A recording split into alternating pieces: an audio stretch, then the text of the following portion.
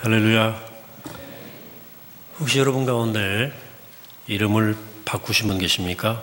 태어날 때 이름, 또 호적에 있는 이름과 실제 이름이 다르시거나 또 중간에 어떤 이유로 해서 이름을 바꾸신 분들 계십니까? 계실 거예요. 가끔 저에게도 목사님 순종이란 이름이 원래 이름이에요? 묻는 분들이 있어요. 혹시 목회자 되면서 이름 바꾼 거 아니냐 이렇게 묻는 거죠. 저 원래 이름이 순종입니다. 제가 아는 목사님은 이름이 인생에 주는 의미가 분명히 있다고 하는 그 구약에는 소위 성명 철학이 있죠. 그래 교우들 이름을 가끔 바꿔주셨어요. 그래 그 교회 출석하시던 저희 큰 건모님 이름을 육겸손이라고 바꿔주셨습니다. 교회에서 워낙 열심히 뛰어나서 너무 열심히 하시니까 좀 겸손해라 그런 이름으로 바꿔주셨어요. 육겸손 권사님. 또 공호부님이 사업이 실패하시니까 한번 이름을 또 승리라고 바꿔주시더라고요. 그분이 한 번은 제 집에 오셨는데 저보고는 이름이 좋네 그대로 하세 그러시더라고요. 신앙적 이유가 아니더라도 계명하는 사람들이 있죠. 한 사람의 이름이 그 사람의 운명을 좌지우지한다고 믿는 사람들은 소위 장명가에게 찾아가서 새로운 이름을 부탁합니다. 음양오행을 따져서. 큰 돈을 들여 계명했는데도 운수가 풀리지 않으니까 세 번째로 또 이름을 바꾸더라고요. 다른 데 가서. 이름이 그렇게 중요하다고 믿는 거죠. 충청도가 고향인 제 친구는 성이 김씨인데 70년대 그 부모님이 이름을 종필이로 바꿨습니다. 김종필. 그 이름을 쓰면 부모님 생각에 얘가 출세하겠다고 생각했는지 모르겠어요. 그러나 사실은 사람이 이름을 만들지 이름이 사람을 만들지는 않습니다. 자기 이름은 자기 삶으로 만들어가는 거예요. 성경에도 계명의 이야기가 여러 개 나옵니다. 대표적인 사람이 아브라함과 사레 부부입니다. 히브리 이름 아브라함은 존귀한 아버지란 뜻인데 하나님이 그와 언약을 맺으신 다음에 아브라함으로 계명해 주셨어요. 아브라함은 the father of many, 많은 이들의 아버지란 뜻입니다. 그 아내의 이름은 사레였는데 그 뜻은 나의 공주, my princess란 뜻입니다. 여자로서 탐낼 만한 이름입니다. 남편이 늘 공주 그런다고 하면 얼마나 기분이 나쁘진 않겠죠? 그런데 하나님께서 그의 이름을 사라로 바꿔주셨습니다. 많은 이들의 어머니란 뜻입니다. 열국의 어머니란 뜻입니다. 그 이름 뜻 그대로 아브라함과 사라는 후에 많은 이들의 아비와 어미가 되었습니다. 아브라함을 보통 믿음의 조상이라고 부르지 않습니까? 육신적으로는 그는 유대인과 그리고 아랍인들의 조상이에요. 영적으로는 모든 그리스도인들의 조상 아버지입니다. 창조주 하나님에 대한 믿음이 결국 아브라함으로부터 시작되었기 때문입니다. 그러면 그것 보세요 목사님 이름이 운명을 지배하지 않습니까? 라고 말할 수 있겠습니다만 그건 아니고요. 새 이름이 그들의 삶과 운명을 지배한 것은 아닙니다. 하나님께서 새 이름을 통해 그들에게 부여하신 새로운 부름, 콜링을 그들이 받아들였어요. 그리고 그 뜻이 이루어지도록 살았기 때문에 그렇게 된 겁니다. 하나님께서 새로운 이름을 주시는 이유는 그 이름으로 운수 대통해라 이게 아니고 그들이 이전에 내가 몰랐던 새로운 정체와 새로운 소명에 깨어나게 하시려는 거예요. 하나님 만나지 않았더라면 아브라함은 자신의 이름대로 높아지기 위해서 분투하며 살았을 겁니다. 성공하는 것, 부자 되는 것, 더 많은 사람 위에 올라서는 것, 더 유명해지는 것, 그래서 존귀한 아버지로 불리는 것에 위해서 인생을 투자했을 거예요. 하나님 만나지 않았더라면 사례는 공주처럼 대접받고 누리며 사는 것을 꿈꿨을 겁니다. 그렇게 자신만을 위해 살던 아브라함과 사례에게 하나님이 나타나셨고 그들의 이름을 고쳐주셨어요. 그리고 그들을 생각도 하지 못했던 삶으로 불러내신 거예요. 오늘 읽은 본문 요한복음에도 이 계명의 사건이 등장합니다. 세례 요한을 따라 다니던 안드레가 선생인 세례 요한의 증언을 듣고 예수님을 따라갔어요. 그런 요한의 증언대로 예수님이 과연 하나님께서 보내신 메시아, 즉 그리스도라는 사실을 확신하게 되었습니다. 그래서 예수께서 거하시는 곳에서 하룻밤을 지낸 안드레는 아침이 밝아오자마자 형에게 달려갑니다. 형 시몬에게 달려갔다고 말합니다. 예수님이 메시아라는 사실을 확인한 안드레는 날이 밝자 만사를 제쳐두고 형을 찾아갔다는 뜻이죠. 그토록 기다리던 메시아를 만났다는 사실 혼자서만 마음에 품고 있을 수가 없었어요. 누군가에게 이 소식을 전하고 싶었습니다. 그 첫 번째 대상이 형 시몬이었어요. 형 시몬도 역시 메시아를 간절히 기다리고 있었기 때문입니다. 형 시몬을 만나서 안드레가 말합니다. 형님, 메시아를 만났습니다. 시몬은 안드레 말에 어리둥절했을 거예요. 뭔가를 간절히 기다렸는데 막상 그것이 왔다는 소식을 들으면 잘 믿기지 않는 법이거든요. 하지만 동생을 또 믿기에 송샘치고 따라갔을 거예요. 안드레에게 인도되어 온 시몬을 보시고 예수님이 반가이 맞아주십니다. 예수님은 시몬의 눈을 한참 동안 응시하십니다. 아마도 시몬은 예수님이 자신의 내면을 속속들이 스캔하는 것 같은 느낌이 들어서 조금 두려웠을 거예요. 그리고 이윽고 예수님이 시몬에게 말씀하십니다. 너는 요한의 아들 시몬이구나. 앞으로 널 게바라 부르겠다. 히브리 이름 시몬은 듣다는 뜻입니다. 혹은 들려쳤다는 뜻입니다. 그러니까 아버지가 하나님께서 내 기도를 들으시고 이 아이를 주셨구나 라고 생각하고 그렇게 지을 수도 있었겠고 너는 하나님의 음성을 잘 듣는 사람이 되어라 하는 뜻으로 그렇게 짓기도 합니다. 혹은 너는 사람들 사이에 잘 들려지는 유명한 사람이 되어라는 뜻으로 그렇게 짓기도 합니다. 시몬의 아버지가 어떤 뜻으로 이름을 지었는지는 알 수 없지만 좋은 뜻을 가진 이름은 분명합니다. 예수님 그 시몬을 만나서 게바란 새 이름을 주십니다. 게바, 돌 혹은 바위란 뜻입니다. 그리스 말로 페트로스, 베드로 우리 발음으로 되죠. 근데 우리식으로 하면 이게 돌쇠고요. 좀 고상한 게 있으면 강석 좀 될 거예요. 그러니까 시몬보다는 이 게바란 이름은 훨씬 더 촌스러운 이름입니다. 그런데 예수께서 이런 촌스러운 이름을 주신 까닭은 시몬에게 새로운 정체성과 새로운 소명에 깨어나도록 하시기 위해서 그렇게 하신 거예요. 자, 게바란 이름을 주신 이유가 마태복음에 잘 기록되어 있습니다. 갈릴리에서 사역을 마무리하는 단계에서 예수님이 제자들을 데리고 빌립보 가이사라 지방으로 가셨어요. 우리말로 하면, 우리식으로 하면 수련회 간 거예요. 거기 지내는 동안에 예수님께서 제자들에게 물으십니다. 사람들이 인자를 누구라 하느냐? 그러자 제자들이 앞다투어서 사람들로부터 들은 이야기를 털어놓죠. 한참을 듣고 계시던 예수님은 또 다른 질문 하나를 던지십니다. 그러면 너희는 나를 누구라 하느냐? 그러자 베드로가 바로 대답합니다. 주는 그리스도시요 살아계신 하나님의 아들님이십니다. 이 고백에 대해 예수님이 이렇게 답변하십니다. 16절 17절에서 바야나 시몬아 네가 복이 있도다. 이를 내게 알게 하신 이는 혈육이 아니오 하늘에 계신 내 아버지시니라. 또 내가 네게 이르노니 너는 베드로라. 내가 이 반석 위에 내 교회를 세우리니 음부의 권세가 이기지 못하리라. 여기서 예수님은 시몬에게 왜 게바 즉 베드로란 이름을 주셨는지를 밝혀주시고 계십니다. 주님은 시몬을 제자로 부르면서 새로운 삶을 살도록 부르신 거예요.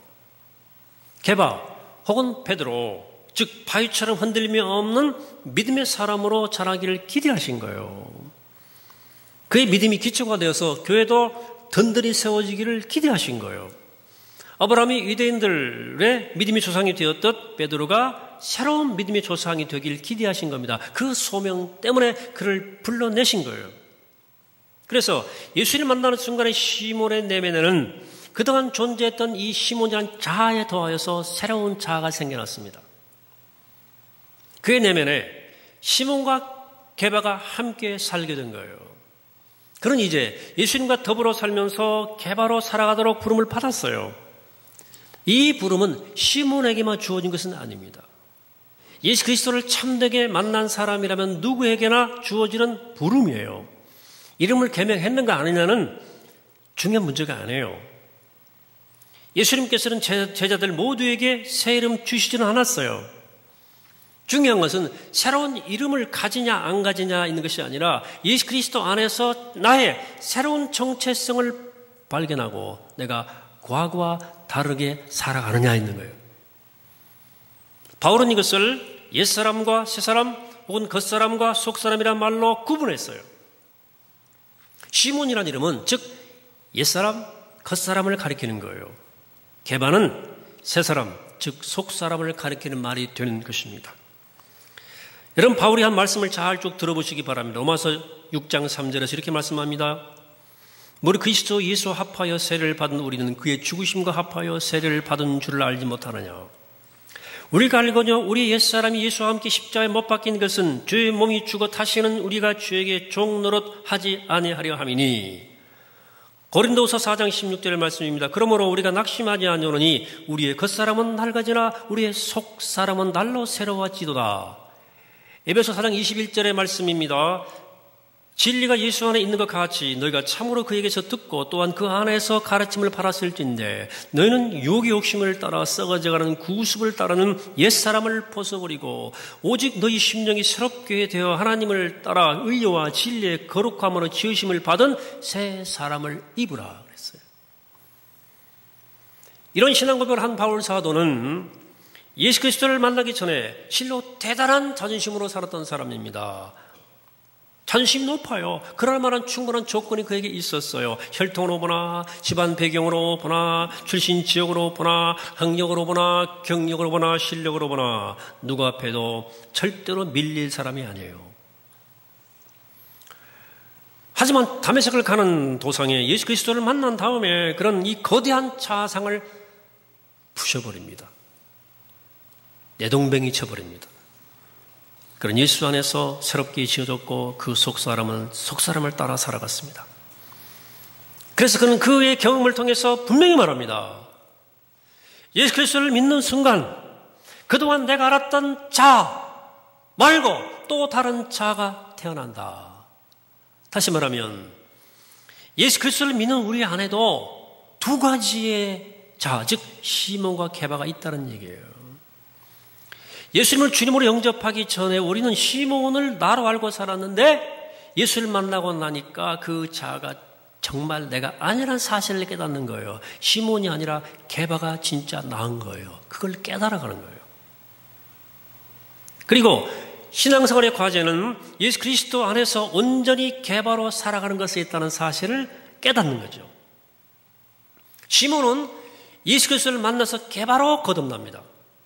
그런 3년 동안 예수님과 함께 지내면서 게바로 거듭나는 과정을 겪어요.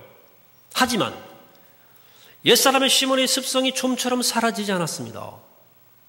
때로 그는 과거의 생각과 믿음과 혈기와 주관에 이끌려서 예수님 마음을 너무나 아프게 했어요.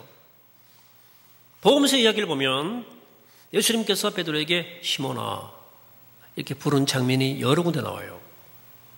자, 몇 가지만 소개해드리죠. 갈릴리 사역에서 이 끝나갈 즈음에 예수님이 당신의 죽음을 예견하시고 제자들에게 미리 말씀하십니다. 그런데 제자들은 이 사실을 안 받아들이려고 하지 않아요. 인정 안 해요. 그리고 오히려 누가 서로 높은지를 가지고 다투었어요. 그때 예수님에게 베드로에게 꼭 집어 말씀하십니다. 22장에서 시몬아 시몬아 보라 사탄이 너희를 밀가루로 하려고 요구하였으나 그러나 내가 너를 위하여 내 믿음이 떨어지지 않도록 기도하였노니 너는 돌이킨 후에 내 형제를 굳게 하라. 다가올 위기 앞에서 베드로가 시몬으로 행동할 것을 미리 아신 거죠. 그래도 이 베드로는 뭐 호언장담하지 않습니까? 나 주님 나 감옥 가도 죽을 자리에 떨어져도 나 주님과 함께 할 겁니다. 개바로 살기 원한 거죠. 그러나 그런 아직 그 정도까지는 성장치 못합니다. 예수님 잡히시던 밤 주님은 제자들을 데리고 겟세마네 동산에서 기도하면서 마음의 준비를 하십니다. 그때 주님은 제자 세 사람 베드로, 야고보, 요한 세 사람만 데리고 따로 가셨어요. 그리고 그들에게 나와 함께 깨어 있으라 하고 부탁한 다음에 한적한 곳으로 홀로 가셔서 한참을 기도하셨어요. 얼마나 기도하시고 세 제자가 있는 곳으로 와보니까 그들이 잠에 골아 떨어져 있습니다. 그 모습을 보시고 예수님께서 말씀하십니다. 시몬아, 여기도 시몬이에요. 자니? 네가 한 시간도 깨어있을 수 없더냐? 시험에 들지 않게 깨어있어 기도하라. 자기가 모시는 스승에게 무슨 일이 일어났는지도 모른 채 잠에 빠져 있는 그 사람을, 그건 게바가 아니라 시몬이었던 거죠. 그래서 시몬아 그래요. 시몬아가 또 한 번 나와요. 중요한 장면이요. 예수님 십자가에 달려 돌아가신 다음에 베드로는 고향으로 내려가 과거의 직업으로 돌아갑니다. 업으로 나를 불러내어 게바가 되게 하신 그분이 돌아가셨으니 이제 게바의 꿈은 끝장난 거예요. 다시금 시몬으로 돌아가 물고기나 잡아먹으며 살아갈 도리밖에 없었습니다. 그러던 어느 날 부활한 주님께서 그에게 나타나십니다. 부활하신 주님은 실망에 빠진 제자들의 마음을 회복시켜 주시는데 베드로만 따로 불러서 물으셔요.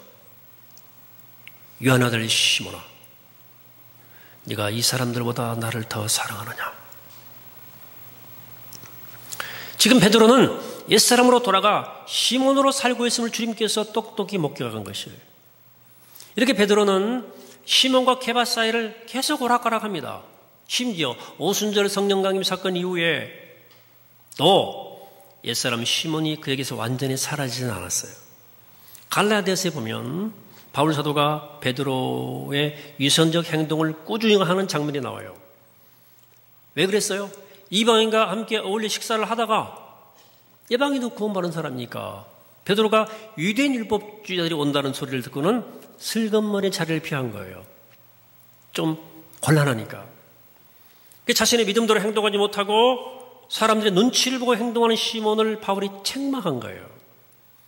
이것을 보면 베드로가 성령이 충만하여 많은 이적을 행하며 담대하게 복음을 전함으로 개발한 새 이름에 걸맞는 모습을 보여주었지만 가끔은 옛사람 시몬의 모습이 나타나기도 했던 것을 알 수 있습니다. 하지만 베드로의 내면에서 게바가 점점 커져갔고 마침내 그런 게바로 살다가 게바로 죽었습니다. 그런 네로 황제 박해 때 복음을 위해서 장렬한 순교를 나갑니다. 시몬으로서는 결코 생각할 수 없는 죽음을 그는 죽은 거예요. 사랑하는 여러분, 우리가 예수 그리스도를 진실로 만났다면 그리고 그분 안에 살아가고 있는 것이 맞다면 여러분 안에는 시몬과 게바가 동거한다는 사실을 아셔야 됩니다. 세례를 받을 때, 예수를 믿을 때 예수 그리스도와 함께 십자가에 달려 죽은 시몬, 그리고 주의 성령으로 새로 지어진 게바가 우리에게도 있어요. 우리의 사람 시몬은 죽기를 거부하고 다시 또 고개를 들고 또 고개를 들고 일어나요. 그래서 새 사람 게바로 살아가는 것이 너무도 기쁘지만 또 때로는 우리의 타락한 본성은 시몬으로 돌아가 말하고 행동하고 싶어지고 또 그렇게 합니다. 때로 시몬과 게바의 서로 끄는 힘이 너무도 강력해서 그 사이에 끼인 우리는 찢길 듯이 고통스러울 때도 있습니다. 그럴 때마다 우리가 번번이 게바의 편을 택하면 얼마나 좋겠습니까마는 번번이 시몬의 편을 택할 때가 많거든요. 영적으로 무력감에 빠지죠. 그럴 때는 이게 내가 뭐냐. 아직도 옛사람의 사고방식과 옛습관, 그런 말 그리고 행동을 버리지 못한 것을 자각할 때마다 내가 생각하고 내가 참 한심하죠. 내가 날 어떻게 하지 못하는 것 같다 가슴이 아프고 낙담이 돼요. 여러분 그러나 베드로를 기억하시기 바랍니다.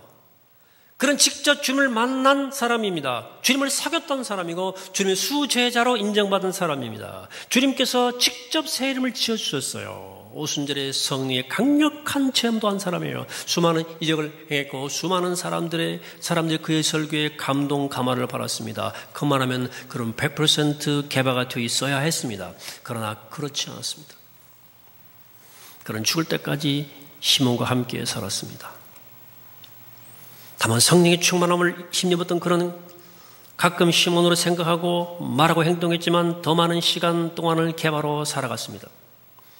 그 믿음이 커갈수록 게바는 더 자랐습니다. 그리고 게바로 행동하는 시간이 더 많아졌습니다. 이게 중요합니다. 사랑하는 여러분, 우리가 나는 죽고 예수로 살아야 되는데 옛사람이 완전히 죽는 것이 현실적으로 거의 어렵다는 것을 기억하셔야 됩니다. 그래서 여러분들의 실제적인 목표를 완전히 죽는 것에 두기보다는 옛사람이 새사람에게 의해서 길들여지는 상태, 즉 새사람으로 살아가는 시간이 점점 많아지는 것을 목표로 삼아보시기 바랍니다. 때로 옛사람의 모습으로 돌아가는 자신을 발견할 때 너무 나무라거나 실망하지 마시기 바랍니다. 주님도 베드로가 시몬으로 말하고 행동하는 것을 보시고 책망하시거나 정죄하신 적이 없어요. 오히려 마음 깊이 아파하시면서 그 모습으로부터 벗어나기를 기도하셨어요. 그래서 실패하고 낙심하고 두려워 떠는 베드로에게 시몬아, 시몬아 하고 부르시는 주의 음성이 얼마나 깊고 따뜻하고 부드러운지 모릅니다. 주님께서는 저와 여러분이 시몬의 모습으로 뒷걸음칠 때에도 시몬아 이렇게 불러주십니다. 그렇다고 해서 다 그러니 하고 포기하면 안 돼요. 우리 속에서 자꾸만 고개를 디미는 시몬을 다독거리면서 개바가 자라도록 정말 노력하셔야 됩니다. 우리의 속사람은 말씀과 성령을 먹고 자라는 거예요. 그래야 자랍니다. 그러고 부지런히 말씀을 읽고 묵상하고 예배와 기도와 찬양으로서 성령의 물을 마셔야 돼요. 그럴 때 우리 안에 들어온 새로운 자아, 이 개바가 무럭무럭 자라는 거예요. 우리의 속사람이 상상하고 강건해지면 우린 시몬으로 살아가는 것보다도 개바로 사는 것에서 큰 기쁨을 느낄 겁니다. 때로 그런 탄식하는 분들이 있습니다. 아, 내가 예수 믿고 인지가 세월이 얼만데 아직도 구습을 버리지 못하고 내가 사랑하는 사람들에게 상처만 주고 살아갑니다. 내가 봐도 내가 싫어요. 그렇게 느끼고 인정하시는 것만도 큰 진보입니다. 여러분, 철저히 이기적으로 살면서도 내게 무슨 문제가 있는지 까맣게 모르고 사는 사람들이 얼마나 많은지 몰라요. 본인만 몰라요. 아는 것도 큰 능력이에요. 주님께서는 베드로를 부르셨던 그 부드러운 음성으로 여러분들의 이름을 불러주실 거예요. 시몬아. 그럴 때마다 그 주의 음성을 기억하고 위로받고 주의 도우심을 구하시기 바랍니다. 주님께서 여러분들의 속사람을 자라게 도와주십니다. 우리 속사람이 잘 자라면 어느 사이에 내가 그렇게 혐오하던 옛습관이 그 옛사람의 모습이 마치 상처의 딱지가 떨어져 나가는 것처럼 내게서 떨어져 나갈 줄로 믿습니다. 그리고 속사람 개바가 성장해 나갈 때 내 가치관이 바뀌는 거예요. 인생관도 바뀌어요. 삶의 목적도 달라져요. 살아가는 방법도 달라지게 되어 있습니다. 그때 경험하는 맛이 자유의 맛이에요. 그 해방감이 있어요. 그 삶의 보람이 있어요. 내가 생각해도 가슴이 뿌듯해요. 그때 우리는 스스로에게도 아, 내 안에 천국이 있네. 이렇게 말할 수 있습니다. 아, 내 안에 영생이 있네. 이렇게 감히 말할 수 있을 겁니다. 이것은 옛사람 시몬으로만 살아갈 때는 절대 맛보지 못하는 삶의 신비입니다. 사랑하는 여러분, 우리는 그리스도 안에서 새로워진 사람들입니다. 우린 새로운 부르심, 새로운 이름으로 살아가는 사람들입니다. 우리 안에도 옛사람 시몬과 새사람 개바가 함께 존재해요. 그러나 세월이 갈수록, 나이 먹을수록, 시간이 갈수록 그리스도 안에서 새로워진 나로 살아가고, 겉사람에는 속사람으로 살아가고, 시몬이 하는 개바로 살아가는 여러분 되시길 축복합니다. 이 놀라운 은혜와 축복이 여러분 모두에게 함께 하시기를 이 아침에 주 이름으로 간절히 축원합니다. 기도하시겠습니다. 시몬을 불러 개바가 되게 하신 하나님을 찬양합니다. 또 저희들에게도 똑같은 부름을 주셨음을 기억하며 감사하고도 감사합니다. 하나님 저를 붙들어 주시고 이끌어 주셔서 옛사람 시몬이 고개를 들 때마다 잘 다독여 주시고 우리가 길들이게 하셔서 새사람 개바가 저희 속에서 잘 자랄 수 있도록 제가 늘 말씀과 성령으로 충만케 하시고 늘 말씀을 먹고 성령을 먹고 마시게 하여 주시옵소서. 주님 안에서 새 사람으로 사는 기쁨과 놀라움을 맛보게 하시고 저희 안에 저희 삶을 통해 주님의 뜻이 이 땅에 이루어질 수 있도록 주님 축복하여 주옵소서. 감사드리옵고 예수님의 이름으로 기도하옵나이다. 아멘.